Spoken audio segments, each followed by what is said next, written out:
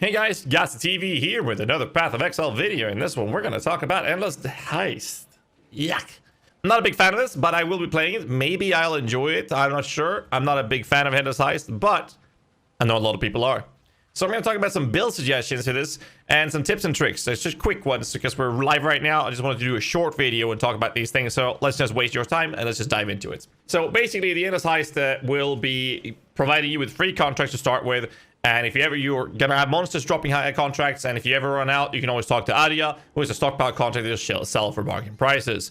And that's about it. And the contract that you drop from the ones you start with is dropped based off your level. So to my understanding, you should be able to, if you ever run out, you should be able to get another level 1 character, put it in your stash, and run that level 1 contract, and the contract you drop will be based off your character level on the higher level character.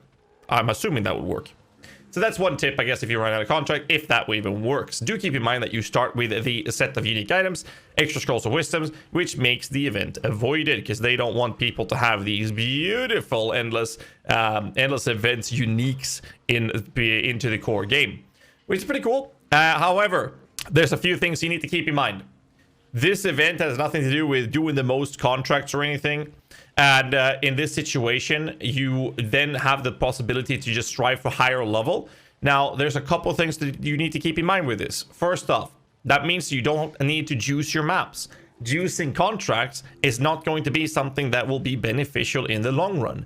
This means that you can actually run, when you get to the 83 contracts, literally run them white. It's gonna be fine. You're not gonna get much of a difference between that and a juiced up map. And do keep in mind that you're gonna have a very hard time with like minus max res, the any type of other modifiers like turbo and extra damage is fizz, or crit modifiers, and these things will scale very, very effectively in Heist, which means that those map modifiers will be very, very scary.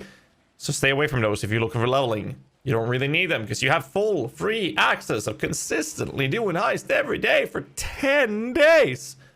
Either way, do also keep in mind that there is availability with standard, hardcore, and the solo self-found versions of those leagues, so you actually should have availability to trade with one another.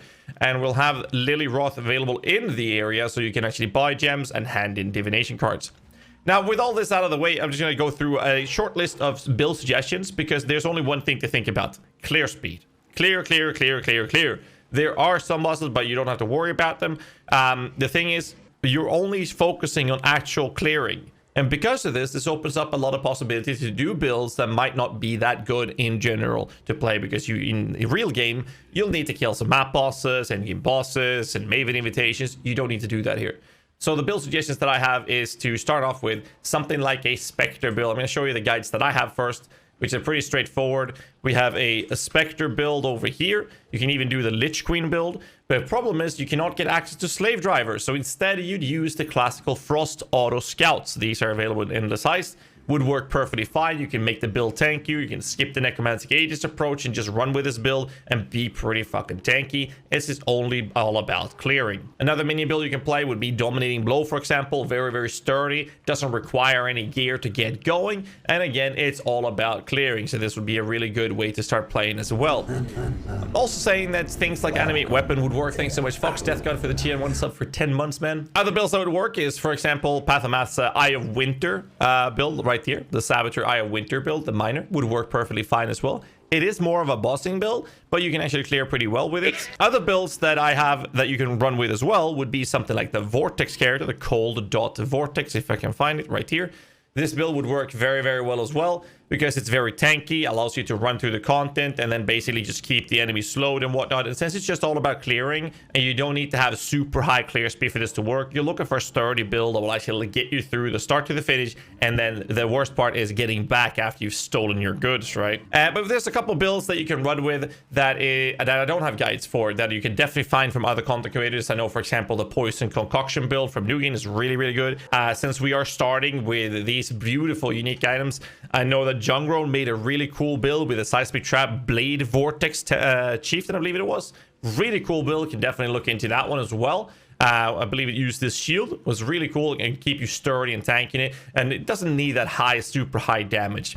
Then again, since it's all about clearing, pretty much any build with the Occultist could work very well. You can run with DD Ignite. You can use Toxic Rain, of course. Spectre shield throw. Like, there's so many things that you can work with. So making a video like this saying, hey, you could use this, you can use that, it's kind of useless in the end. But I decided to make a video where I would talk about at least some suggestions that I think would work for you guys. Hope you guys enjoyed it. But ultimately, anything that doesn't require a ton of unique items or things that is only available in the acts, you can run with. Anything that doesn't require any influence modifiers or influence monsters, you can run with. Anything that doesn't require you to specific target farm certain things like primordial cards for golem builds, you still find these cards. You can still trade them from the actual heist encounters. You can play golems as well. You can play animate weapon. There's so many different builds you can play for this. The only thing you need to think about is keep yourself chill on the juicing of the maps and make sure the build's decent at clearing and tanky. That's literally the only things you need to think about. And I just wanted to make sure that you guys got the information and a couple of small tips and tricks in this video. Hope you guys enjoyed it, and good luck at the other side. I'll be there as well, kicking your ass. Make sure you hit the like button, subscribe for more content. Until next time, stay safe, keep rocking.